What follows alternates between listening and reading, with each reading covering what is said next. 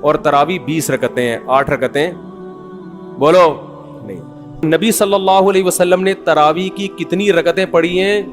کوئی بے غبار حدیث میں ہمیں اس کا تذکرہ نہیں ملتا۔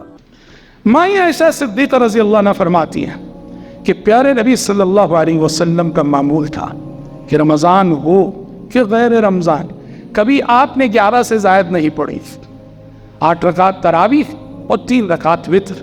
اسی لیے افضل یہ ہے کہ استعداد کی پابندی کی جائے، لیکن چونکہ نفل عبادت ہے کوئی زیادہ پڑھتا ہے تو جائز ہے، مگر اس کو وہ سنت رسول نہ بولے۔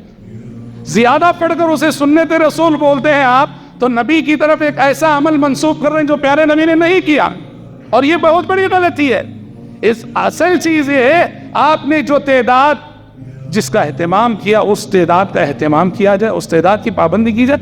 اور ویسے ایک بات یاد رکھیے، نماز تراویح میں کمیت سے زیادہ کیفیت مطلوب ہے۔ کیا مطلب؟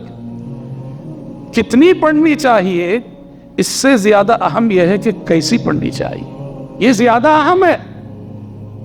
نماز تراویح کی خصوصیت یہ ہے اور ہونی چاہیے اس کا قیام فرض نمازوں سے لمبا ہونا چاہیے، اس کے رکوع فرض نمازوں سے لمبے ہونے چاہیے، اس کے سجدے اور نمازوں سے لمبے ہونے چاہیے، طول قیام، طول رکوع، طول سجود، یہ اس نماز کی خصوصیت ہے۔ اسی لیے گرچہ جماعت کے ساتھ جب ہوتی ہے کچھ لوگوں کو، بزرگوں کو کچھ تکلیف ہوتی بھی ہے، لیکن وہ تکلیف برداشت کر لینی چاہیے تاکہ اس عبادت کی روح باقی رہے۔ طول قیام، طول رکوع، طول سجود، اور آپ صلی اللہ علیہ وسلم نے اس کو افضل ترین عبادت قرار دیا ہے۔ رب العزت سے میں دعا کرتا ہوں کہ پروردگار عالم مجھ کہنے والے کو، آپ سبھی سننے والوں کو اس عبادت تراویح کا اہتمام کرنے کی توفیق عطا فرمائے۔